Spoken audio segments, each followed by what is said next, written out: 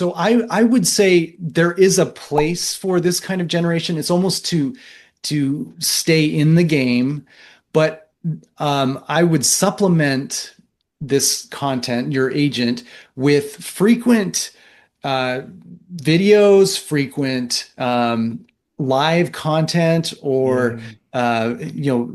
custom original generated content of any kind.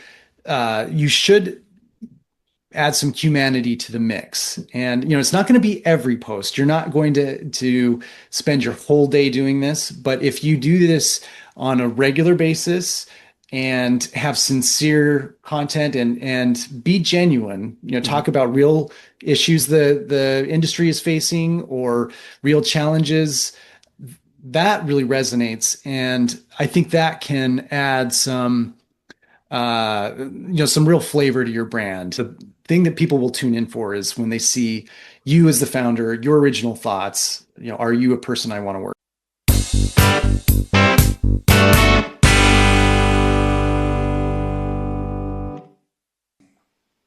A strategic growth leader and digital marketing visionary, he's helped startups to Fortune 500 scale fast without burning budget. As the Chief Growth Officer at Market Surge, he's building inbound machines that drive pipeline while you sleep. Oh, that's heaven, isn't it? With wins at Oracle, with Solstice and Northwestern. He's a data nerd, a fluent Italian speaker, and a growth hacker with a heart. Well, welcome to Leadership That Sells. This is the podcast that helps you lead first and sell more. And that's because most sales teams today are not really teams. They're what we call teams in parallel. And most managers are still leading them like they're a football team, when in reality what they have is like a team of Olympians, This mismatch is the root of most of the big problems. Coaching that doesn't land, pipeline reviews that feel like interrogations, and your A players who operate as lone wolves. So what you need is a leadership power-up for your managers. And it's not another heavy training manual to learn. It's just a nice, light, fast reset that gives them the simplest model to lead the team they actually have. We teach them to set the target with absolute clarity, build the flag with a shared identity, and then hand over the map and coach the people for true autonomy. Now, if you're ready to fix the model, you can grab our free parallel team playbook. It's short, sharp, and built for senior leaders just like you. And you can find it at the Practical Leadership Academy. Reed Hansen, thank you very much indeed for joining me. Thank you so much. It's a pleasure to be here. Oh, great to have you, man. Great to have you. Now, we were chatting just beforehand, and you just came up with the sharpest, hottest thing I think I've ever that is going to resonate with everybody here. And the title of these sessions tends to be "How to Tie Your Shoelaces Without Falling Over," right? And you had two suggestions, and we threw out the rubbish ones that I had. And the first was how to nail your ICP. Always good, and always one of the biggest things I ever see. You go into an organization and they're saying, "Oh, my sales team's rubbish." They're not. They're never rubbish. It's normally the manager who's a bit rubbish, or their ICP is wrong. They're selling the wrong thing to the wrong person. We are going to assume, for the sake of this conversation, that our ICP is on the money. Okay, we've nailed it. And the topic of conversation today, ladies and gentlemen, is how to create an AI agent that supports your marketing content generation. I might have to abbreviate because I've only got so many words, but in short form, Agentic AI is the new dog's proverbials. Okay, we're all using ChatGPT. We're all using these tools to give us frameworks and ideas and help polish what it is we're doing. But the agentic element of this, I'm only just getting into this with the tools that are out there. Talk to me about that first before we get further in. Yeah, absolutely. So when you are using a LLM, and most of these models have an interface that looks like a chat entry. So you have an open field where you can put in text, whether it's a question or a statement. In some cases, you can upload data files like a Excel spreadsheet, CSV spreadsheet, or images for reference to help bolster your request. And the agent, so when you enter that and you put in the request, you get a return. Now, the return is just a general return. It's like asking a stranger this question, but a very knowledgeable stranger that accesses the whole internet very quickly. Now, when you start thinking of the agent concept, this stranger now becomes somebody that is very educated on the a topic you give them, a set of information that you give them that they always reference back. So it almost like shapes their responses based on certain instructions. Like one very broad one would be always respond using using a very humorous tone. Give me a lot of witty responses just to make me smile in every response.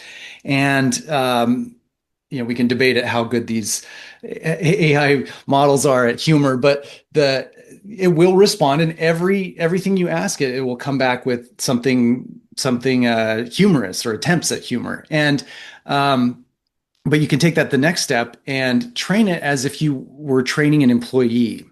So the idea being is that you can have a section, a very customized AI model that thinks like you want it to think, or takes a perspective or a bias that you want applied to every request you send.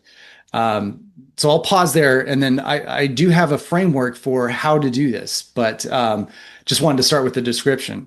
Right. So I've used you can kind of create your own GPTs in ChatGPT. Mm-hmm. You can do the same in Correct. Gemini. You can do the same in Grok. Mm-hmm. You can upload a ton of your own material and say, write like me. You can upload a ton of information and say, using this as your background, this is your onboarding documents, extrapolate from and work out how to do something based on this knowledge that I've given you, in addition to all the sewage of the internet that you're basing most of your decisions on anyway, right? Right. Because all these things are trained typically on all the gibberish that is out there. When we get to the agentic bit, where it's starting to work specifically on specific tasks for you, that's where something like write me some content. Now, everybody's done this. Right. Nobody's going to really admit to it because the output is typically drivel with M dashes, and you should further your attempts to continue. Have you thought about fostering the charges ahead? What? Now, In actually, today's interestingly, fast-paced world. yeah, indeed, that hits hard. That hits hard. Oh, shush. The interesting one, do you know the M dash? Do you know that long dash, right, that it uses? It is like Yes. you have these specific artifacts that we find in the GPTs out there. And I think it comes from the fact that most of these tools are trained on large English language corpuses. And the biggest ones out there are things like the United Nations, the Library of Congress, all the laws, the European Union, Hansard, which records all the activities of the Houses of Parliament over here in English, okay? And they're all written in legalese. And the M dash is a big old legal thing. So it appears everywhere, and nobody uses it. Nobody knows how to use it because it's not an apostrophe, it's not a parenthesis. It's one of those interesting ones. Anyway, back to the agentic thing and trying to get these things to write content that actually resonates with somebody. And assuming that, of course, we know to whom we are trying to address their aforesaid content. What do people do wrong when they start? Before we get into your magic method, what do people do wrong? Well, I think there's a few things. One is assuming that, I guess, assuming too much, giving it too much freedom. I think the AIs are trained on, like you said, a massive body of content, and they will if you do not give it very strict, very detailed parameters. I think in the GPTs you can include up to 30,000 characters or maybe even more, plus attached documents that can expand that exponentially, the amount of data you can reference in every request. But if you don't take advantage of that, if you just include a paragraph, say like, I'd like you to act like you're an employee of my company, reference this website, and then we're good. So not having enough instructions, I think, is I think a common failing point, and you're really not going to get answers that are that different. You really want to really get into the weeds here. You want it to have a very extensive, frequently asked questions resource, and have it have answers exactly the way you would answer. You may want to continually refine that, and make sure that it's up to date. Like maybe your stance on a certain technology evolves over time, and make sure you revisit your agent instructions, but also use the attached data that you can send. So the big part of this, you can upload individual CSVs that can be quite extensive. And so if you have financial data or past blogs that could be formatted like that they could reference, it is, you absolutely have to do that. I would say also not. Another thing is just limiting it to chat. I feel like the best agents that you can generate, they are connected, so they're actively pulling from a data, like a refreshing data source, like news of the day from web sources you trust, or they are pushing data to a system, whether it's your CRM or your social media scheduler, or your blog scheduler. Like the connection is a big part of the equation. And if you just limit it to chat, you are not getting the full value out of an agent. Okay, right. So now we know what we're doing wrong. What do we do to do it right? Yeah. Absolutely. Well, I think there's a few very high level guidelines that you should consider, and I think we could group it into three steps. And so the first is the planning phase and defining the agent's role and the boundaries of what it can create. So, do you have a format that you'd like it to work in, and what outcome you'd like it to drive, and who the audience is that you are preparing content for? So this is in the case of our example, creating a marketing content generation agent. Now, you also need to determine what tone you'd like it to use. Some people like a humorous tone. Some people like a more maybe a legalese or an academic sounding for authority. But ideally, it matches your brand voice and it matches the content that you have already created for that you're educating people about your brand. And then you also need to set boundaries. So, are we going to avoid certain topics? Are we going to say limit political, religious references? Or are we going to, like maybe for instance, we're in an industry where we don't want to talk about um, outsourcing, or we don't want to talk about uh, there's forbidden topics essentially that just are either impolite or distracting from your message. Those are important to define. And so the planning is really important. And so what you're going to do is use a paid version of Gemini, of ChatGPT, and go to your settings and enable, like, so in the case of ChatGPT, a custom GPT. Hmm. And you'll have an interface where you name the agent, you can upload an icon, logo, and then there will be a few open fields for these instructions. And like I said, you have thousands of characters to define this, and then further attachments that you can do. And that takes me into the second part. You want to have data sources that you trust. So if you have documents that already exist about your products, your offers, maybe case studies, testimonials, good content that you have written, these are attachments that you can add in addition to that open field.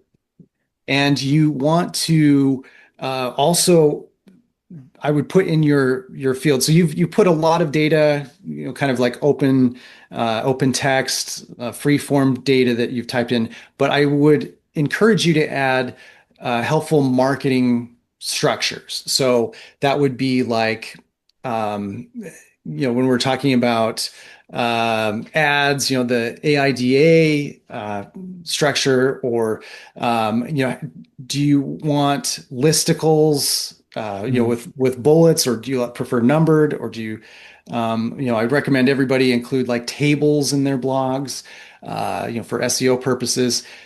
All those kinds of instructions are critical. But think in terms of, you've got your unstructured content, but then you want to give it the structured instructions in there as well. Attach great content that you've already have, and then you want to make sure that, well, in the case of GPT, I'm not sure about Gemini because it's been a while since I've made a Gemini agent, but you can add um, prompts that are just simple buttons you could tap with your finger, or click with your mouse.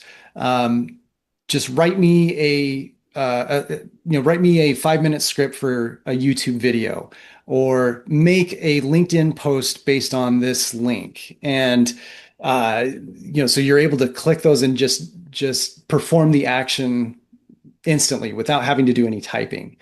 So that's what we'd call, so this area I would call is building the engine, and making sure that it can execute. Now, finally, in the third grouping, I would say this is where you optimize it, and this is where you connect it. So, an agent for marketing content is going to work best if it is feeding into a marketing planner. So, as of now, I don't believe that there's a way to just within GPT to instruct it to post to your LinkedIn profile, or post to your business's Facebook page. So you'll need to connect to a third party tool like your CRM, your like a buffer, Hmm. or one of these third party tools that allows you for scheduling. And you may need to use a go-between, depending on the integration. You may need to use a go-between like Make or Zapier, to execute. Uh, I think in some cases there would be a plugin that you could literally plug your OpenAI Mhm. API directly into this to feed it. But without the connection, it becomes less than optimal. You're doing cut and pasting. The formatting gets skewed, and you lose some of the value of the agent. So if you can have an automated connection, that's the dream. That's where this really flourishes. And so you'll run some tests, make sure that you're getting the optimized style of post for the platform, or the blog that looks the most appealing for your website. And then you start scheduling. And so if you have a program where you're posting every day, then you can, at the beginning of the week, you can just run your click prompt 5 times, and you're good to go. And you check the results, and if you like them, continue. If not, you can go back and refine in the instructions, give it more examples. But make sure that you're not training the agent in the chat. You're training in the agentic settings for the custom GPT, and that will be the recipe for success. But the ideal is you come in and schedule things in advance, high quality content that goes straight through an intermediary to your social platforms, and you've got essentially a full-time employee on the case. Love it. Love it. I have questions. Please. Right. I was asked fairly recently by somebody about the impact of AI on salespeople and, let's say, marketeers. Yeah. And I said that if you give the various tools to an A player, they'll become A plus. To a B player, they'll become B plus or A minus. You give them to a C player and they become D minus because what you end up doing is amplifying noise. They were shouting at the wall already. Now they're just going to be screaming at the wall or screaming at multiple walls from the rooftops. Already, these machines are trained on internet sewage. They really are. Yes, yes, they are. Okay? They're trained in the sewage of the internet.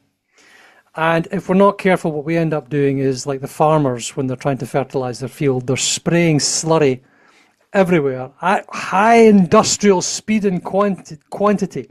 Mm-hmm. And what I've seen, because courtesy of the M dash signature, is I've seen people write me an email that has gone through Gmail's condenser, and I don't read it, but I read the 2 lines, and I'm quite certain that somebody put 6 words into a Gmail tool, clicked generate. The email was sent to me. My system went ungenerate or condense. Sure, right. Nobody actually read the email. I just read the thanks Tuesday. That's all I wanted to hear. Right. Okay. Now, when I read advertising, infomercial type stuff, which is what we're talking about here, Yeah.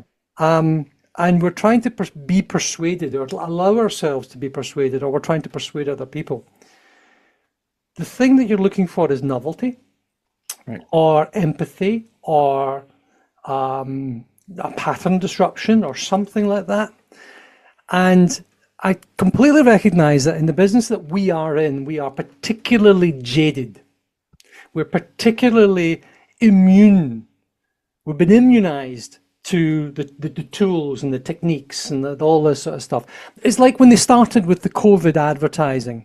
I thought, I know what you're doing. You're trying to manipulate me, you bugger. I can see it. I can see the tools that you're using. So therefore, I'm incredibly skeptical about whatever it is you're telling me. I don't care that you're saying, the sky today is blue. Have you imagined that? No, whoa, I won't go to go outside and check. The sky is in fact blue, you lying sod. When we use these tools, machines are not empathetic. Right.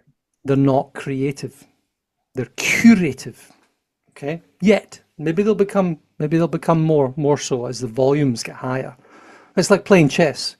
Kasparov said, I can't compete with that because it moves fast. It can think faster and knows more moves. That's not he didn't lose because he was a worse player. It simply iterated. Okay? How do I not kill my brand? Yeah. By using these tools? How do I speak to people in a way that they'll want to buy from me, the way that they'll want to listen? That, for me, is a huge risk. Yeah. I totally understand what you are saying because, for instance, we took our company phone line and I just to give a little color, we were just getting bombarded by robocalls, and mostly it was your Google listing is inaccurate, and it's urgent that we update it. And it was recording, and so we've turned on all an automated responder for that voice AI agent that responds to those calls.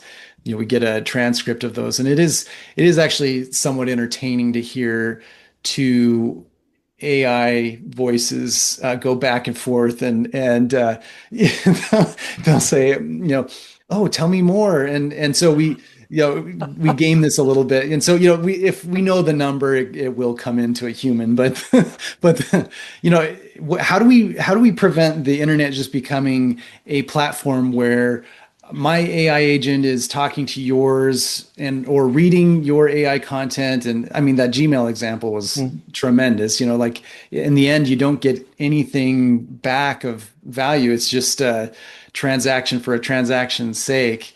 So I would, caveat that,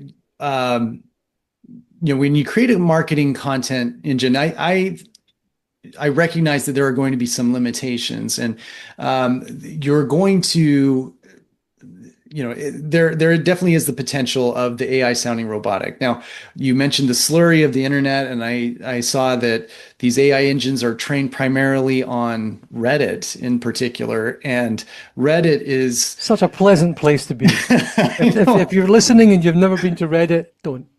Right, exactly. I think it's the way people, destroy any sense of empathy and just become more and more cruel people. And if that's the case, we're just going to see AI agents become, more and more unfeeling and Have you unthinking. considered auto euthanasia? It would make my life so much better, says That's the AI, right. right? Yeah, I What? wanted to help out, but I took an arrow to the knee, and you know.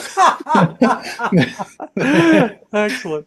Yeah, so the it's quite frustrating, and so I I would say the marketing content engine, fortunately or unfortunately, whether it's your Google business profile, your LinkedIn business page, your Facebook business page, the algorithm does favor companies that post regularly.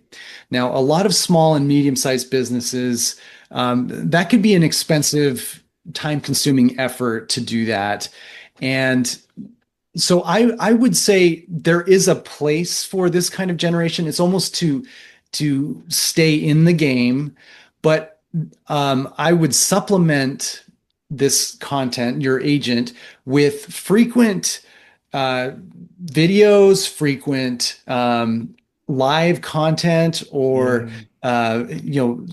custom original generated content of any kind to where especially where your face as a leader of your company, your face is on on the presentation, however, and whether it's your voice, you're doing a short form video, you're recording while you're walking into work or walking your dog, you should add some humanity to the mix. And it's not going to be every post. You're not going to spend your whole day doing this, but if you do this on a regular basis and have sincere content and be genuine, Mhm. talk about real issues the industry is facing or real challenges, that really resonates. And I think that can add some real flavor to your brand and make it real. But I think that's absolutely critical. And I mean, I like to use the term put your face on the content. Is it a photo of you doing something? Is it you talking directly to the audience, or in a public speaking situation? Any of those have a face and a real person on screen. Yeah. So we're looking at this as more of at the moment, at least, Yeah. because as I said, these things change, as a hygiene factor, right? Yes. We're trying to build a presence. We're trying to be consistent. Seems to be a magic word. If you're building Right. consistency, right? Okay, Right. and doing so in your own tone of voice. Well, that was like a good way, I think, of looking at this. And actually, I hadn't thought because I've played with the create your own GPT things, but actually connecting these using Zapier or one of these make tools or something like that, one Yeah. of the little API tools into the buffer, the scheduling engines and things. That's a smart move because, as you said, you're trying to build a workflow here that frees you up, and you're looking to replace a high salary. You don't want to replace somebody who's doing something for £2 an hour. You want to replace I mean, that's the goal of most of these the really well-funded AI platforms. Mhm. It's not somebody who's replacing your, I don't know, somebody in a typing pool. Right. It's, if there is such a thing these days, but it's somebody who's replacing a $200,000 a year lawyer's salary. When Mhm. they're doing that, that's when it's really interesting. So, Yeah. okay, that's a good goal. What would you then say is your final takeaway if you were going to give somebody who is starting out with this right now and they're thinking, okay, I'm going to give this a go. What's your word of advice? What's your guidance? So the AI tools are great, and they're going to get better. I've observed this in the last 2, 3, 4 years of using AI for generating content. Just it's tremendously improved over this time span, and I would expect it to further improve. However, it's incomplete without your face, your voice, your real use your ums and uhs and pauses and stutters. You need to also be actively participating in this and recording and creating. In addition, I think maybe if you think of the AI as like you can create original content, have original thoughts, the AI can help you quickly repurpose that content for multiple platforms because Mm. an Instagram post is going to be formatted different than LinkedIn or whatnot, and you can greatly accelerate that or expand your reach. And the AI engines can help keep you in the mix, Mhm. satisfy the algorithms, but the thing that people will tune in for is when they see you as the founder, your original thoughts. Are you a person I want to work with? That's the game. Reed Hansen, incredibly valuable. Thank you very much indeed.